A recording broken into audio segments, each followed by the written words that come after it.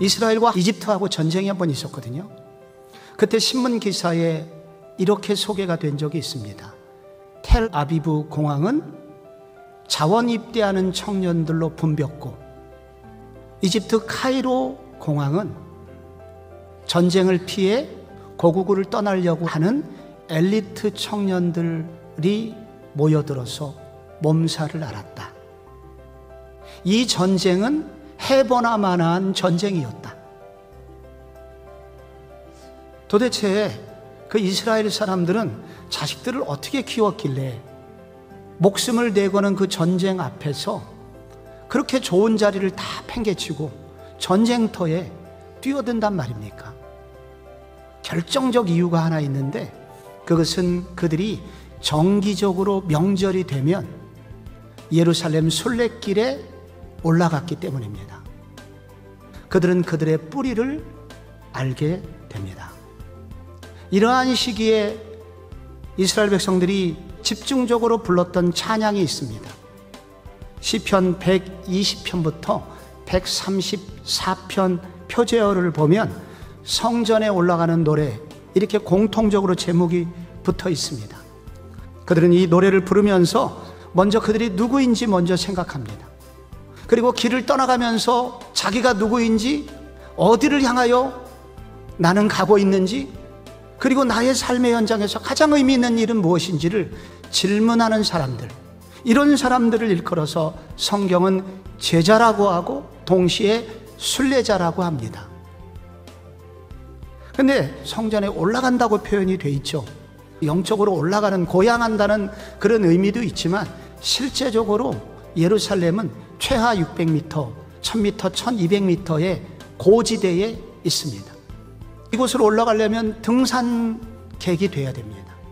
그리고 강도떼들이 많이 있었고, 그래서 매우 위험한 길입니다.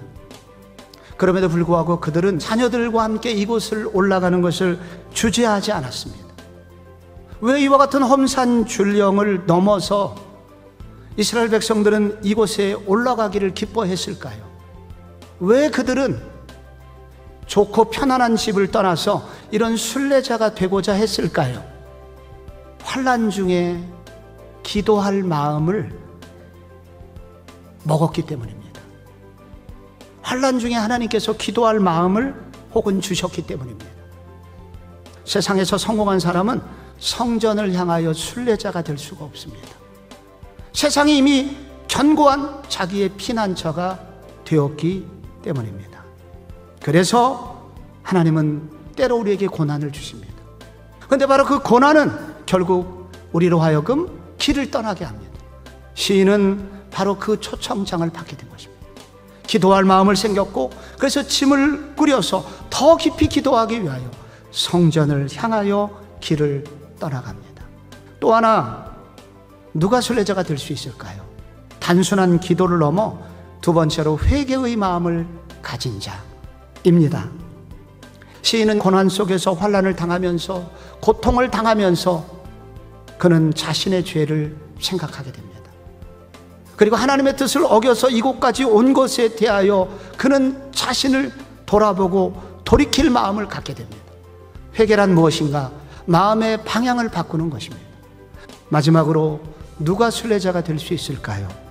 회개의 마음으로 그치지 않고 결단하여 몸을 움직인 사람입니다. 길을 떠나는 것은 쉬운 일이 아닙니다. 그러나 더 큰 만족을 위하여 그는 마침내 결단하고 길을 떠나게 됩니다. 그 결과로 내게 응답하셨도다, 하나님을 만나게 됩니다. 인생의 새로운 방향을 발견하고 인생의 분명한 좌표를 만나게 됩니다. 결단이 그를 그렇게 만들었다는 것입니다. 우리 모두는 그리스도를 따라가는 길을 떠나서 그리스도께서 계신 그곳으로 가야 되는 순례자들입니다.